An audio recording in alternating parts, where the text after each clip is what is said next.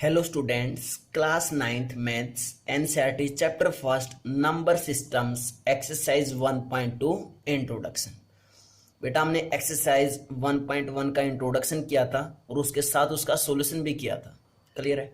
आज का जो टॉपिक है वो एक्सरसाइज 1.2 का इंट्रोडक्शन करेंगे। देन उसके बाद हम क्या करने जाएंगे, 1.2 एक्सरसाइज का सॉल्यूशन। क्लियर है। तो देखो जो 1.2 एक्सरसाइज है बेटा वो है इरेशनल नंबर्स पे। किस पे है? Irrational numbers. मैंने तुम्हें बताया भी था कि इरेशनल नंबर्स कौन से होते हैं, बताया था ना। फर्स्ट लेक्चर में भी मैंने बताया था कि इरेशनल नंबर है कौन से होते हैं। क्लियर है। इरेशनल नंबर कौन से होते हैं? डेसिमल एक्सपेंशन वाले, मीन्स क्या बोल सकते हैं उनको हम? Non terminating. क्या बोल सकते हैं? वो नंबर्स होते हैं irrational number non terminating and non recurring. Non terminating, non recurring, repeating, recurring या फिर क्या बोल सकते हैं? रिपीटिंग। ना तो टर्मिनेट होते हो और ना ही रिपीट होते हो। क्लियर है। या फिर क्या बोल सकते हैं कि जिन नंबर्स को हम पी बाई क्यू की फॉर्म में ना लिख पाए। क्लियर है। क्या बोला मैंने? इरेशनल नंबर्स वो नंबर्स होते हैं जो नॉन टर्मिनेटिंग हो, नॉन रिपीटिंग हो, या फिर बोल सकते हैं कि वो नंबर्स जो पी बाय क्यू की फॉर्म में ना लिखे जाएं। नॉट इक्वल टू का मतलब जो ना लिखे जाएं। क्लियर है। क्या होते हैं इरेशनल नंबर है। और साथ में हम क्या भी बोल सकते हैं कि इरेशनल नंबर क्या होते हैं? डेसिमल एक्सपेंशन, जिसमें क्या हो? डेसिमल हो। क्लियर है। क्लियर है इतना। उसके बाद अगर हम एग्जाम्पल लिखें तो जैसे मैंने फर्स्ट एग्जाम्पल लिखा 0.10 देन उसके बाद 1110 1111 और 0। ये नंबर क्या हमारा एक इरेशनल नंबर है। क्लियर है। ना ये टर्मिनेट हो रहा और ना ये रिपीट हो रहा। क्लियर है। उसके बाद सेकंड एग्जाम्पल अगर मैं लिखूं तो हम ऐसे लिख सकते हैं जैसे √2 है। √2 भी एक कैसा नंबर है? इरेशनल नंबर है। √3 भी एक इरेशनल नंबर है। √5 भी इरेशनल नंबर है। क्लियर है। तो अगर मैं इसको लिखूं तो कैसे लिखूंगा कि √m, मैंने सभी को एक साथ लिख रहा हूं, ठीक है। √m where m is a positive integer, where m is positive integer. सबसे पहले तो m क्या होना चाहिए कि पॉजिटिव इंटीजर होना चाहिए। क्लियर है। उसके बाद m एक तो पॉजिटिव इंटीजर होना चाहिए, साथ में क्या भी होना चाहिए? Not a perfect square, and m is not a perfect square. और m क्या नहीं होना चाहिए? परफेक्ट स्क्वायर नंबर नहीं होना चाहिए। जैसे एग्जांपल लिया मैंने, जैसे स्टार्टिंग में रूट m क्या होना चाहिए? एक पॉजिटिव इंटीजर। पॉजिटिव इंटीजर मैंने स्टार्टिंग में क्या लिया? 1 लिया। लेकिन 1 m बोल रखा था ना, रूट के अंदर क्या था? यहाँ पे m था, यहाँ पे रूट के अंदर क्या है? 1 है। तो ये m 1 क्या नहीं होना चाहिए? कि परफेक्ट स्क्वायर नंबर नहीं होना चाहिए। लेकिन 1 तो क्या होता है? एक परफेक्ट स्क्वायर नंबर होता है। इसलिए √1 क्या होता है बच्चों? वापिस 1 आ जाएगा। और 1 क्या होता है? कि रैशनल नंबर होता है, ना कि इरेशनल। तो √1 हमेशा क्या होगा? रैशनल नंबर होता है। क्लियर है। ध्यान रखना है। उसके बाद मैंने क्या लिया? √2 लिया। क्या 2 एक परफेक्ट स्क्वायर नंबर है? नहीं। अगर √2 को छोड़ो बेटा, उससे पहले में 2 को देखना, क्या 2 परफेक्ट स्क्वायर नंबर है? नहीं है। अगर 2 परफेक्ट स्क्वायर नंबर है तो √2 इज ए इरेशनल नंबर। √2 क्या हो जाएगा? एक इरेशनल नंबर हो जाएगा। क्लियर है। सेम ऐसे ही किसको चेक करेंगे? √3 को। क्या 3 एक परफेक्ट स्क्वायर नंबर है? नहीं है। 3 एक परफेक्ट स्क्वायर नंबर नहीं है तो 3 भी क्या हो जाएगा? एक इरेशनल नंबर हो जाएगा। √3 भी कैसा नंबर है? कि इरेशनल नंबर। उसके बाद बात करते हैं √4 पे। किस पे बात की हमने? √4 पे। क्या 4 एक परफेक्ट स्क्वायर नंबर होता है? बिल्कुल 4 एक परफेक्ट स्क्वायर नंबर होता है, क्योंकि 2 का स्क्वायर करेंगे तो क्या होता है? 4 होता है। इसलिए 4 एक परफेक्ट स्क्वायर नंबर है। मीन्स हम बोल सकते हैं कि 4 is a perfect square number. और परफेक्ट स्क्वायर नंबर है इसलिए इसको जब सोल्व आउट करेंगे तो कितना आएगा, 2 आएगा। और 2 एक इरेशनल नंबर नहीं है। कैसा नंबर, 2 एक रैशनल नंबर है। तो ये चीजें तुम्हें पता होना चाहिए कि इरेशनल नंबर कौन से हैं, रैशनल नंबर कौन से हैं। क्लियर है। मैं लिख देता हूं बेटा कुछ इरेशनल नंबर कौन कौन से होते हैं। √4 के बाद √5 आता है जो इरेशनल है। √6 भी इरेशनल है क्योंकि 6 एक परफेक्ट स्क्वायर नंबर है नहीं है। √7 भी एक कैसा नंबर है, इरेशनल। √8 भी कैसा है कि इरेशनल। अब बात आती है √9। √9 को सोल्व आउट करेंगे तो बेटा देखो कितना आएगा, 3 आएगा क्योंकि 9 is a perfect square number. किसका होता है, 3 का। इसलिए √9 क्या नहीं बनेगा, एक इरेशनल नंबर नहीं बनेगा। क्लियर है। √10 भी कैसा है, इरेशनल। √11 भी कैसा है, इरेशनल। √12 भी कैसा है, इरेशनल। √13 भी कैसा है, इरेशनल। √14 भी कैसा है, इरेशनल। और √15 भी कैसा है, इरेशनल। लेकिन √16 क्या नहीं है, इरेशनल नहीं है। क्यों, क्योंकि 16 is a perfect square number. और आगे तुम बता सकते हो, अब मैंने इतने एग्जाम्पल लिख दिए। क्लियर है। कौन सा इरेशनल नंबर है, कौन सा रैशनल नंबर है, वो मैंने तुम्हें समझाने की कोशिश की है बच्चों। आई थिंक तुम्हें समझ में आ भी गया होगा। क्लियर है, यहाँ तक क्लियर है। उसके बाद हम देखते हैं क्यूब रूट। अब क्यूब रूट में कौन से नंबर रैशनल होते हैं और कौन से इरेशनल होते हैं, किस में देखेंगे, क्यूब रूट में। तो थर्ड एग्जाम्पल लेते हैं बेटा, cube root. Cube root means, cube root को ऐसे डिनोट करते हैं। इस रूट का जो ये साइन है इसके अंदर क्या लिखते हैं, क्यूब रूट को दर्शाने के लिए 3 लिखते हैं। और यहाँ पे मैंने क्या लिखा, m लिखा। क्या लिखा बच्चों, यहाँ पे m। इसमें भी कंडीशन क्या होगी, वेयर सबसे पहले m is positive integer. m एक क्या होना चाहिए, पॉजिटिव इंटीजर होना चाहिए। सबसे पहले तो m क्या होना चाहिए, एक positive integer. And m is not a perfect cube. m एक परफेक्ट क्यूब भी नहीं होना चाहिए। वही नंबर क्या कहलाएंगे, इरेशनल नंबर कहलाएंगे। क्लियर है। तो देखो जैसे मैंने लिया क्यूब रूट ऑफ 8 ले लिया। क्या लिया मैंने, क्यूब रूट ऑफ 8। अब हमने क्यूब रूट चेक करना बच्चों, स्क्वायर रूट नहीं करना। क्या करना है, क्यूब रूट है, 3 है क्योंकि रूट के अंदर। क्लियर है। तो cube root of 8 solve out करेंगे तो 2 का क्यूब क्या होता है, 8 होता है। इसलिए इसको जब सोल्व आउट किया तो कितना आया, 2। क्या 2 एक इरेशनल नंबर होता है, 2 तो कैसा होता है, रैशनल नंबर होता है। अगर 2 रैशनल नंबर होता है तो क्या क्यूब रूट ऑफ 8 को हम इरेशनल नंबर बोल पाएंगे, बिल्कुल नहीं। इट मीन्स ये कैसा नंबर हुआ है कि रैशनल नंबर हुआ। क्लियर है। इरेशनल कौन सा होगा, जैसे हमने क्यूब रूट ऑफ क्या लिखा, 7 लिखा। क्या 7 का क्यूब रूट निकाल सकते हैं, नहीं निकाल सकते क्योंकि 7 एक क्या नहीं है, परफेक्ट क्यूब नहीं है। तो इट मीन्स ये कैसा नंबर होगा, एक इरेशनल नंबर होगा। तो आई थिंक तुम्हें पता चल गया होगा बेटा कि इरेशनल नंबर्स अच्छे से कौन सा होता है और रैशनल नंबर्स कौन से होते हैं। इन दोनों में तुम्हें डिफरेंस जरूर पता चल गया होगा। क्लियर है। उसके बाद तुमने कुछ वैल्यूज याद रखनी है। वैल्यूज कौन कौन सी याद रखनी है वो देखो। हमेशा इन वैल्यूज को तो भूलना नहीं है। कौन कौन सी, मैं यहाँ पे लिख रहा हूँ, ठीक है। एक तो √2 की वैल्यू तुम्हें परफेक्ट याद होनी चाहिए, √2। उसके बाद √3 की वैल्यू पता होनी चाहिए डायरेक्ट, और √5 की वैल्यू भी पता होनी चाहिए। √2 की वैल्यू कितनी होती है, सबसे पहले तो हमें पता है कि √2 कैसा नंबर है, इरेशनल नंबर, और इसकी वैल्यू क्या होती है, 1.414। आगे भी चलती रहती है लेकिन हम पॉइंट के बाद कितने डिजिट्स तक लेते हैं, 3 डिजिट्स तक लेते हैं बेटा। क्लियर है।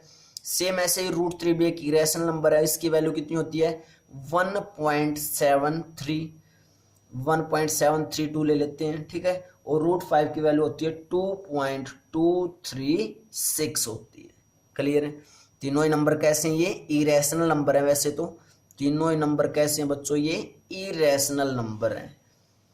इनकी वैल्यूज कभी खत्म नहीं होती, इरेशनल नंबर। लेकिन हम ऐसे नहीं कि इन्फिनिटी तक चलते रहेंगे। जब इनकी वैल्यू कहीं पे भी पुट करनी होगी तो हम क्या करेंगे, डेसिमल के बाद या तो 2 पॉइंट्स तक ले लेंगे या 3 डिजिट्स तक ले लेंगे। क्लियर है इतना। उसके बाद बहुत बार क्वेश्चन पूछा जाता है कंपटीशन में कि पाई कैसा नंबर होता है। जो ये पाई है ये रैशनल होता है या इरेशनल होती है, इसकी जो वैल्यू होती है पाई की वैल्यू बेटा वो होती है 3.14 और समथिंग आगे चलती रहती है। तो पाई भी कैसा है कि इरेशनल नंबर है, ध्यान रखना है, ध्यान रखना है। क्लियर है। अगर कोई तुम्हें बोले कि पाई तो 22/7 होता है तो बेटा वो एप्रो क्या होती है, अप्रोक्सीमेटली वैल्यू होती है। पाई की वैल्यू अप्रोक्सीमेटली हम क्या बोल देते हैं 22/7। अदरवाइज जो पाई की वैल्यू परफेक्ट होती है वो होती है 3.14 समथिंग होती है। क्लियर है। अगर पाई क्या बोला जाए 22/7 तो क्या होगा, रैशनल होगा। 22/7 क्या होगा, रैशनल होगा। अगर बोला जाए कि खाली ओनली ये बोला जाए कि पाई एक रैशनल नंबर है या इरेशनल नंबर है तो हम उसको क्या बोलेंगे, इरेशनल नंबर बोलेंगे, इरेशनल नंबर। क्लियर है, ये ध्यान रखना है तुमने।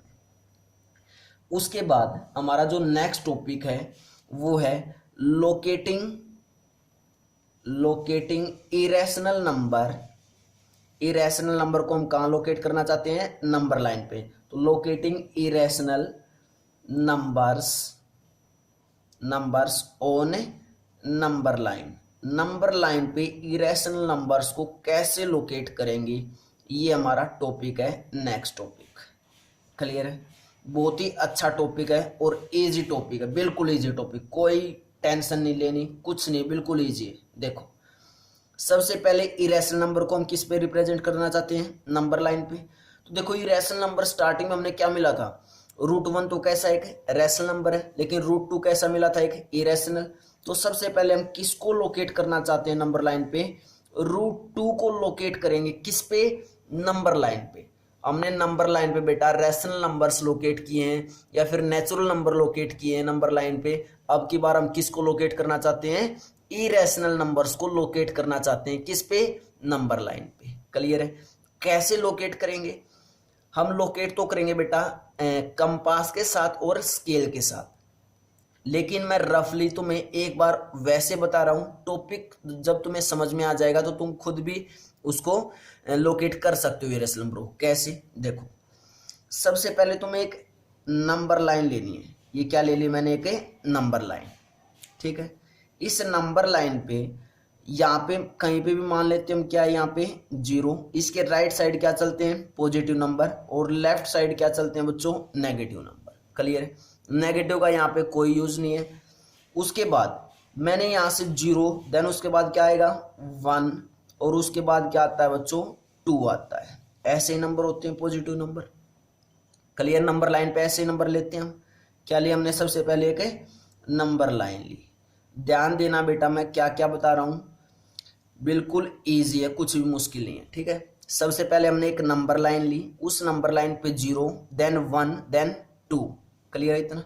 उसके बाद हमने लोकेट क्या करना है, √2 को लोकेट करना है। उसके बाद 3 भी ले लेते हैं। कितना लिया हमने नंबर लाइन पे, 3 तक ले लिया। क्लियर है।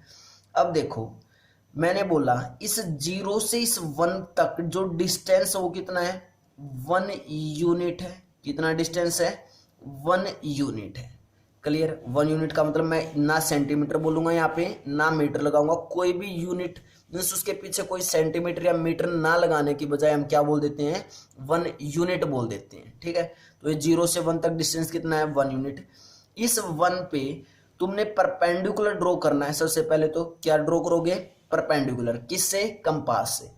परपेंडिकुलर ड्रॉ करके और जो लेंथ लेनी उस परपेंडिकुलर की वो कितनी लेनी है, 1 यूनिट ही लेनी है। तो मैंने मान लिया ये परपेंडिकुलर ड्रॉ कर लिया और इसकी जो लेंथ है ना वो भी मैंने कितनी ले ली, 1 यूनिट ले ली।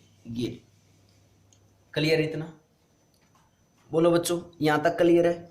मैंने क्या बताया, सबसे पहले नंबर लाइन ली, देन उसके ऊपर 0, 1, 2, 3 नंबर लिए।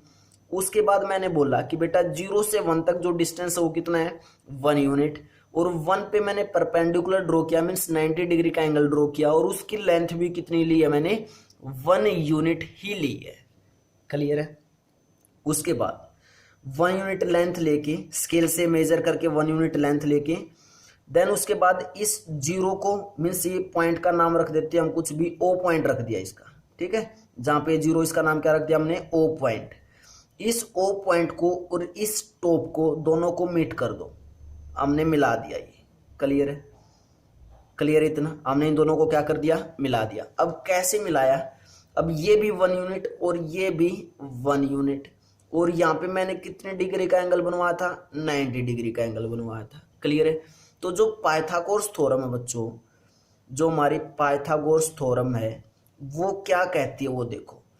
पाइथागोरस थ्योरम कहती है कि hypotenuse square equal to base square plus perpendicular square. Pythagoras theorem यही है, क्या है कि हाइपोटेन्यूज का स्क्वायर किसके इक्वल होता है, base square plus perpendicular square, clear इतना। उसके बाद अब देखो यहाँ पे ये परपेंडिकुलर है तो इसके सामने वाले साइड क्या होती है, हाइपोटेन्यूज, तो ये क्या हो जाएगी हाइपोटेन्यूज। ये क्या है, परपेंडिकुलर, और ये परपेंडिकुलर ये हाइपोटेन्यूज, तो ये क्या कहलाएगा बच्चों, बेस कहलाएगा, क्लियर है। तो hypotenuse square equal to base square, base कितना है 1, तो बेस का स्क्वायर मीन्स 1 का स्क्वायर, प्लस परपेंडिकुलर का स्क्वायर, परपेंडिकुलर कितना है 1 यूनिट, तो प्लस 1 का स्क्वायर, क्लियर इतना। उसके बाद hypotenuse square equal to 1 square is 1 plus 1 square is 1, तो कितना आया, hypotenuse square equal to 1 plus 1 is 2, clear है यहाँ तक। हाइपोटेन्यूज का जो स्क्वायर है वो किसके इक्वल आ चुका है बच्चों, 2 के इक्वल आ चुका है, क्लियर इतना। उसके बाद नेक्स्ट स्टेप क्या होगा, हमारे पास क्या आ चुका है कि हाइपोटेन्यूज स्क्वायर इक्वल टू 2 आ चुका है। उसके बाद मैंने स्टेप लिखा बच्चों कि हाइपोटेन्यूज किसके इक्वल होगी, प्लस माइनस रूट 2 के इक्वल होगी, प्लस माइनस रूट 2 के लिए। एक बार मान लो कि प्लस माइनस कैसे आया, वो मान लो कि हाँ आ चुका है। मैं बताऊंगा कि प्लस माइनस भी कैसे आया, और आई थिंक मैंने बताया भी होगा पहले कभी ना कभी तो जरूर। तो हाइपोटेन्यूज कितनी आ चुकी है, प्लस माइनस रूट 2, तो इट मीन्स ये हाइपोटेन्यूज की जो लेंथ है वो या तो रूट 2 होगी या माइनस रूट 2 होगी। अब प्लस हो गया माइनस होगी, वो कैसे पता चलेगा, क्या कभी बेटा जो लेंथ होती है, जो डिस्टेंस होता है, क्या कभी वो नेगेटिव में हो सकता है, बिल्कुल भी नहीं। अगर नेगेटिव में नहीं होगा तो क्या होगा, पॉजिटिव होगा, इसलिए हाइपोटेन्यूज यहाँ से क्या आ गई, रूट 2 आ गई। हाइपोटेन्यूज कितनी आ गई बच्चों, यहाँ से हमारे पास है रूट 2, तो hypotenuse equal to root 2, clear है। हमें क्या करना था, नंबर लाइन पे रूट 2 को लोकेट करना था।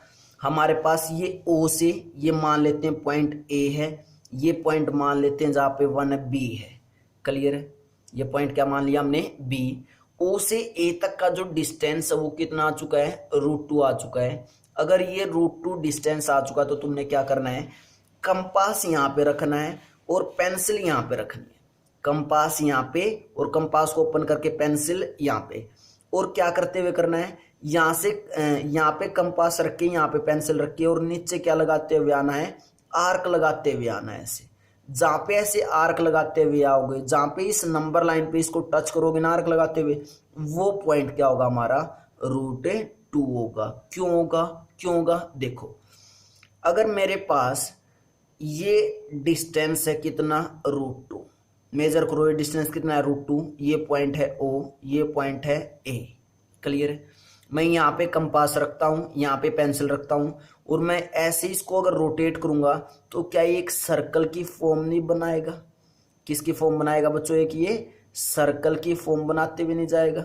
और सर्कल जब बनता है तो उसमें जितनी भी रेडियस होती हैं, मैं ये रेडियस लूँ या ये रेडियस लूँ या ये रेडियस लूँ या ये रेडियस लूँ या यहाँ से ये रेडियस लूँ, सभी रेडियस क्या होती हैं, इक्वल होती हैं। तो बच्चों अगर ये एक रेडियस होगी तो ये भी तो ओ से इस रूट 2 तक जो ये पॉइंट है ये भी तो क्या होगी, रेडियस होगी। अगर ये डिस्टेंस रूट 2 है तो ये डिस्टेंस भी कितना होगा, रूट 2 होगा। इट मीन्स ये पॉइंट क्या है हमारे पास से, रूट 2 आया है, क्लियर है। क्लियर बच्चों, आई थिंक तुम्हें समझ में जरूर आया होगा। और समझ में बेटा अगर एक बार नहीं आया है तो वीडियो को वापस बैक करके दोबारा से देखनी है, मैंने क्या क्या चीज बोली है, हर चीज को कनेक्टेड करते हुए चलना है आगे, क्लियर है। उसके बाद जो हमारे पास बात बची थी वो कौन सी थी कि सर यहाँ से हाइपोटेन्यूज स्क्वायर 2 के इक्वल था, तो हाइपोटेन्यूज आपने प्लस माइनस रूट 2 कैसे लिख दी, कैसे लिख दी। देखो इसका भी रीजन है बच्चों, विदाउट रीजन कोई स्टेप नहीं करना है। देखो मैं यहाँ पे कर रहा हूँ, देखो मैंने बोला -2 का स्क्वायर करो, -2 का स्क्वायर किया तो क्या आया, +4 आया। -2 का स्क्वायर किया तो कितना आया, +4। और +2 का स्क्वायर किया वो भी कितना आया, +4। -2 का स्क्वायर +4 ही आएगा ना, क्योंकि -2 को कितने टाइम्स मल्टीप्लाई करना है, 2 टाइम्स। और -2 इंटू -2 कितना आएगा, +4 आएगा। 2 का स्क्वायर भी कितना आया, 4 आया। ये क्या हुआ सर, -2 का स्क्वायर किया तब भी +4 और 2 का स्क्वायर किया तब भी 4। इट मीन्स क्या होगा बेटा, जब √4 करेंगे ना, 4 का जब स्क्वायर रूट निकालेंगे तो भी इसकी वैल्यू क्या आएगी, ±2 आएगी। क्या पता मैं +2 का स्क्वायर करने पे 4 आया या -2 का स्क्वायर करने में 4 आया। तो यहां से ये स्टेप जनरेट हुआ है कि जब भी किसी भी नंबर का स्क्वायर रूट निकालेंगे तो वो वैल्यू हमेशा क्या होती है, ± होती है। क्लियर है? आई थिंक कंसेप्ट क्लियर जरूर हुआ होगा बच्चों तुम्हें, जो मैं बताना चाहता हूं। और भी बहुत सारे नंबर करेंगे हम। √3 को नंबर लाइन पे रिप्रेजेंट करके दिखाएंगे, √5 को नंबर लाइन पे रिप्रेजेंट करेंगे, √7 को नंबर लाइन पे रिप्रेजेंट करेंगे। क्लियर है? तो आगे करेंगे बेटा, √3 को नंबर लाइन पे रिप्रेजेंट जरूर करेंगे। Before that pause the video, note it down. Notes बनाते हुए चलना है बच्चों, क्योंकि पेपर के टाइम पे नोट्स ही काम आएंगे तुम्हारे। ठीक है?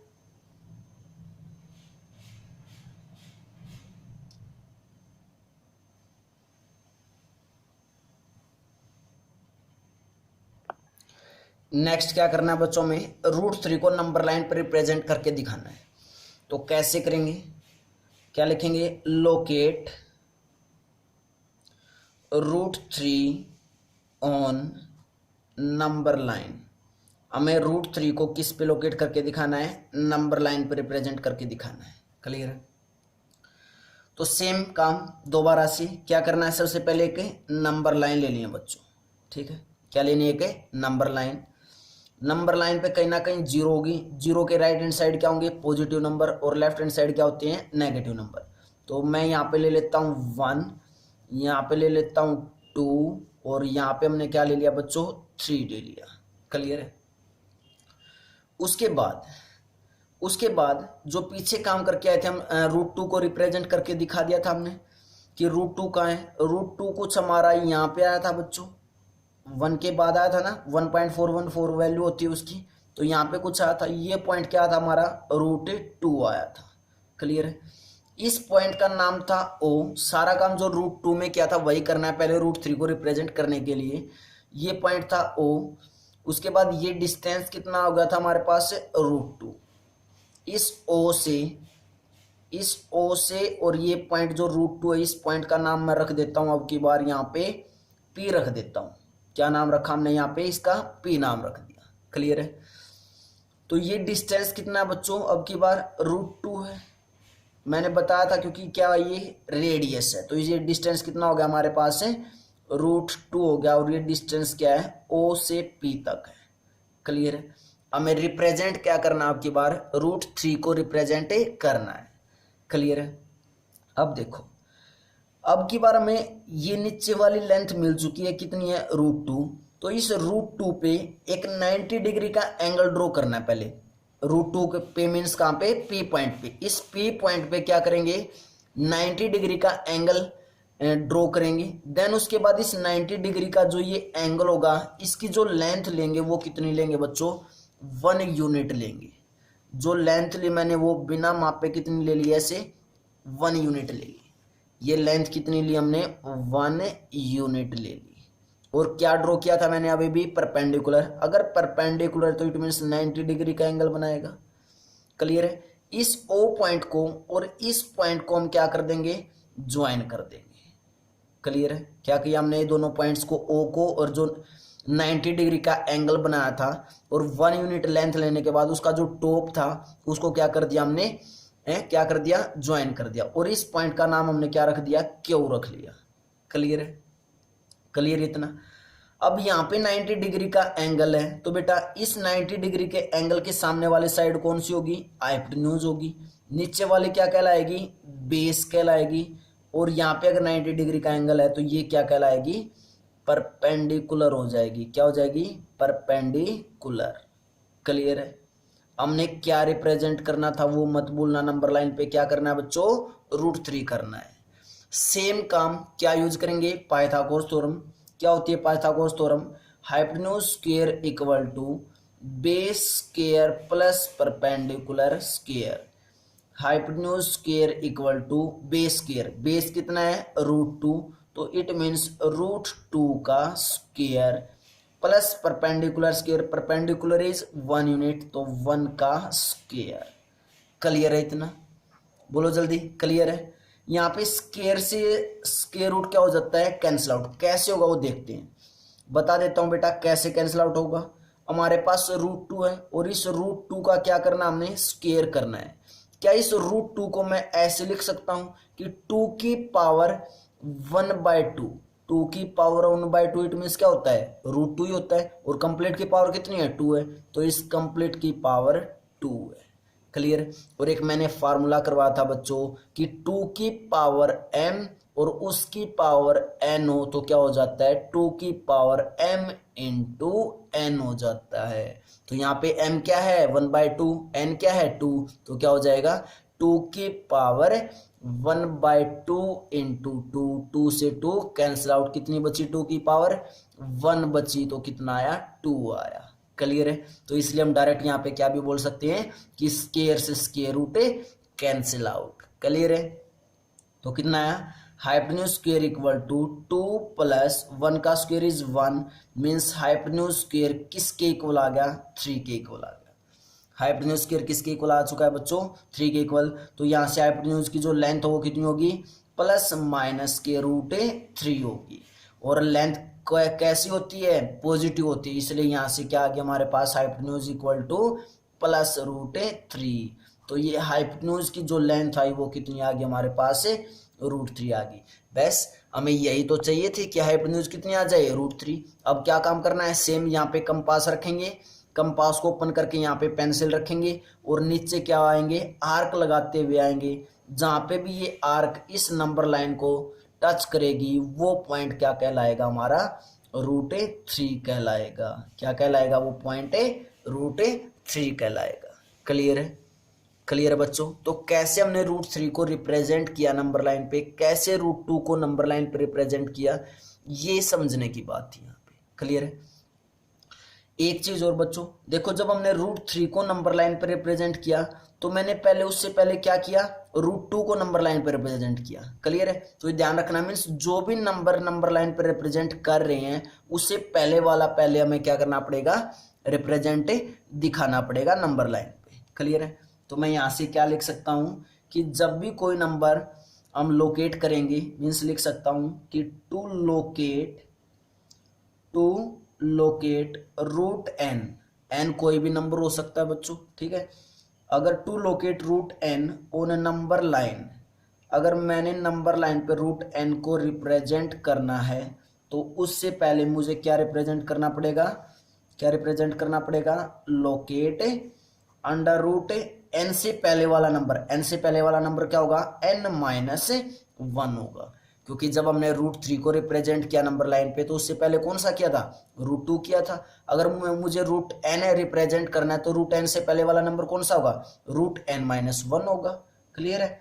On number line first, on number line first, तो पहले क्या रिप्रेजेंट करना होगा, √n-1, मीन्स पहले वाला नंबर का स्क्वायर रूट उस नंबर लाइन पे रिप्रेजेंट करना होगा। क्लियर है।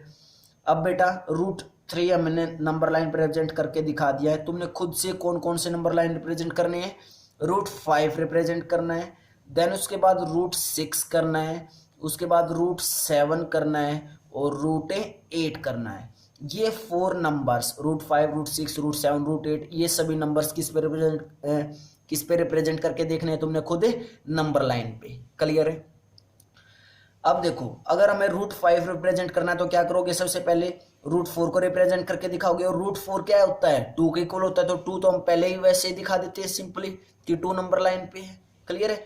मैं ये एक्सरसाइज के अंदर बेटा इसको मैं प्रॉपरली किससे बनाऊंगा, कंपास से ड्रॉ करके दिखाऊंगा। जो अभी मैंने काम करवाया ना, ये किससे भी करूंगा, मैं कंपास से भी करूंगा एक्सरसाइज के अंदर। क्लियर है। उसके बाद √6 को अगर नंबर लाइन पर रिप्रेजेंट करना है तो उससे पहले कौन सा करना पड़ेगा, √5। अगर रूट 7 को नंबर लाइन पर रिप्रेजेंट करना है तो कौन सा करना पड़ेगा, पहले रूट 6 करना पड़ेगा। सेम ऐसे ही रूट 8 अगर नंबर लाइन पर रिप्रेजेंट करना है तो क्या करें, पहले रूट 7 को नंबर लाइन पर रिप्रेजेंट करके दिखाएंगे। क्लियर है। उसके बाद एक बात और रहती है बच्चों इंट्रोडक्शंस में, क्या देखो हमने एक्सरसाइज 1.1 के इंट्रोडक्शन में क्या था, अगर आर और एस दो रैशनल नंबर हैं तो इनके बीच में रैशनल नंबर कैसे निकाला जाए ये हमने बात की थी। अगर आर और एस मीन्स लिख देंगे कि let r and s are two rational numbers. अगर आर और एस दो रैशनल नंबर्स हैं और उनके बीच में एक रैशनल नंबर फाइंड आउट करना है तो कैसे करते हैं, let r and s are two rational numbers, a rational number between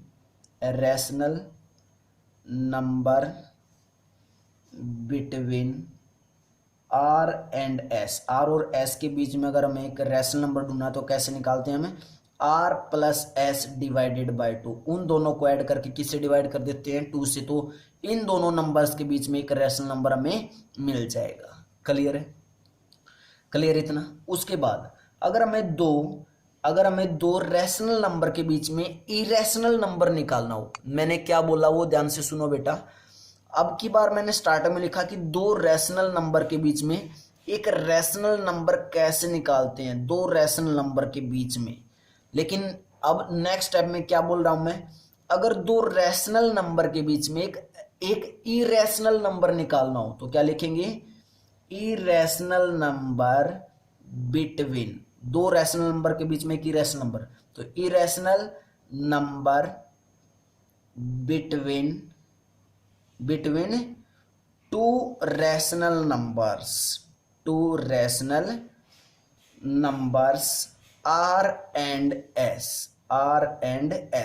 are और एस कैसे नंबर है, रैशनल नंबर है, लेकिन इन दोनों के बीच में क्या फाइंड आउट करना है, हमें इरेशनल नंबर निकालना है। तो कैसे निकालेंगे, under root of r into s करके जो भी रैशनल नंबर दे रखे हैं उनकी प्रोडक्ट करके क्या कर देंगे, स्क्वायर रूट कर देंगे, तो वो क्या आ जाएगा, एक इरेशनल नंबर आ जाएगा। जैसे एग्जाम्पल लेते हैं बच्चों, एक आर रैशनल नंबर है क्या, 3/5, और एक एस रैशनल नंबर है क्या, 4/5। ये दो रैशनल नंबर है, आर और एस कैसे नंबर है, दो रैशनल नंबर, इनके बीच में हमें क्या निकालना है, कि इरेशनल नंबर निकालना है। तो क्या करेंगे, root of r into s means क्या हो जाएगा, under root of 3/5 into 4/5 means क्या नंबर आएगा, 3 4 जा 12 divided by 25 means 12/25 square root क्या हो जाएगा, एक इरेशनल नंबर आ जाएगा। किसके बीच में,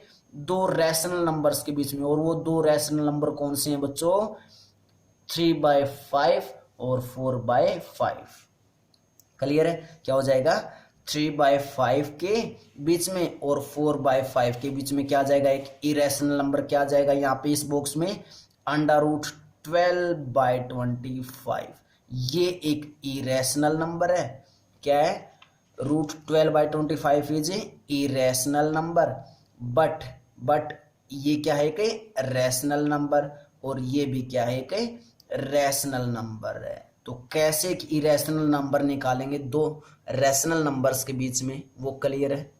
क्लियर बच्चों, हमने क्या क्या किया इस एक्सरसाइज में, सबसे पहले पढ़ा बच्चों इंट्रोडक्शन में हमें कि जो इरेशनल नंबर्स होते हैं वो कौन से होते हैं, नॉन टर्मिनेटिंग और नॉन रिपीटिंग होती है, मीन्स जो p/q की फॉर्म में ना लिखे जाए। उसके बाद हमने एक एग्जाम्पल लिया था कि 0.10 110 111, फिर उसके बाद 0, फिर 1 और 0।